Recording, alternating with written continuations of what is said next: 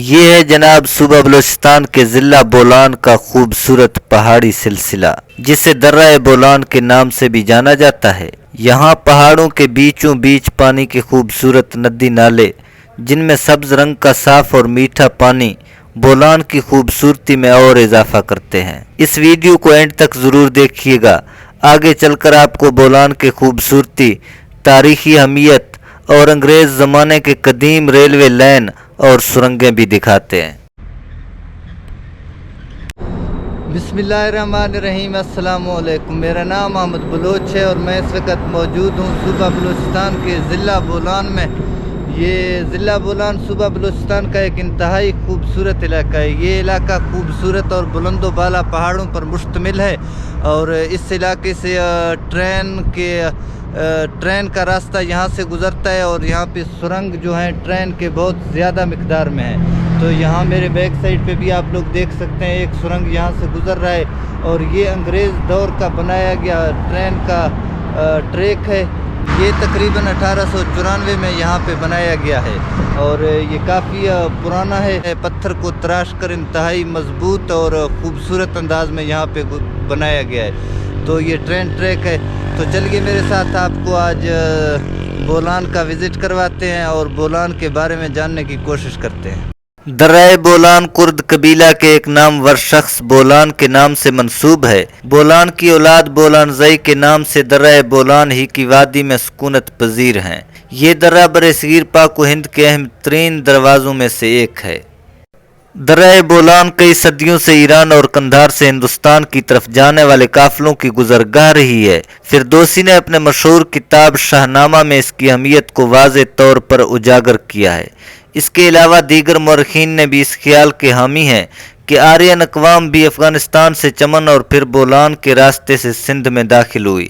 درہ بولان کئی طالع ازما بادشاہوں، فاتح جرنیلوں اور جرار لشکروں کے گھوڑوں کی ٹاپوں سے گونجتا رہا۔ 1450 میں سردار شیخ خان اور اس کے بیٹے میر چاکر خان بھی اپنے قبیلے کے ہزاروں جیالوں کے ہمراہ کلات سے روانہ ہو کر بولان میں داخل ہوئے اور پھر سبی اور ڈھاڈر پر قابض ہوئے۔ 1547 میں جب ہمایوں بادشاہ کو شیر شاہ سوری نے شکست دی تو ہمایوں بھی درہ بولان سے ایران گیا اور واپسی پر بلوچوں کے مددگار لشکر کے ساتھ اس درے سے ہی گزرا اور پانی پت میں سوریوں کو شکست دے کر دہلی کے تخت پر دوبارہ قبضہ کر لیا۔ سن 1667 میں اورنگزیب سے شکست کھا کر شہزادہ دارا شکوہ نے بھی ایران جانے کے لیے درہ بولان کا راستہ اختیار کیا۔ سن 1668 سے 1740 تک کلات کے قوانین متعدد بار درہ بولان سے گزر کر کچھی پر حملہ کرتے رہے اور بالآخر کچھی کو فتح کر کے اپنی حکمرانی میں شامل کر دیا۔ افغانستان کی پہلی لڑائی میں 1838 سے 1842 تک لڑنے کے لیے آرمی آف انڈس کے کمانڈر انگریز سپہ سالار جنرل ڈبلیو کاٹن بھی درہ بولان سے گزرے۔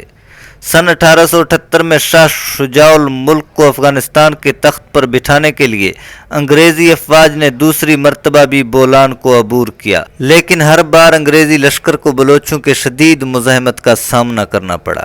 درہ بولان میں ریلوے لائن 6 اکتوبر 1879 کو بچھ گئی اور 14 جنوری 1880 کو ریلوے سٹیم انجن سبی میں پہلی بار شنکارتا ہوا داخل ہوا۔ 133 میل لمبی یہ ریلوے لائن 101 دن میں تیار کیا گیا۔ کوئٹہ ٹو کراچی ہائی وے کا تقریباً 57 میل لمبا حصہ درہ بولان سے گزرتا ہے۔ یہ پختہ ہائی وے 19ویں صدی کے آخر میں فرنگیوں نے بلوچستان پر قبضہ کا یقین ہونے کے بعد اس وقت تعمیر کی جب بولان کے ندی نالوں سے گزرتے ہوئے ان کے مال اور اسباب درہ بولان کی ناگہانی سیلاب کے بھینٹ چڑھ گئے۔ جس طرح درہ بولان کو تاریخی، جغرافیائی اور سیاسی نقطۂ نگاہ سے ایک منفرد مقام حاصل ہے، اس طرح یہ آب و ہوا کے لحاظ سے بھی عجیب و غریب تضاد کا مظہر ہے۔ اس کے مشرق کی طرف واقع ڈھاڈر میں گرمیوں میں شدید گرمی پڑتی ہے اور دوسری جانب مغرب کی طرف کولپور میں سردیوں کے موسم میں یخ بستہ اور برفیلی ہوائیں انسانوں کو بھی جما دیتی ہیں۔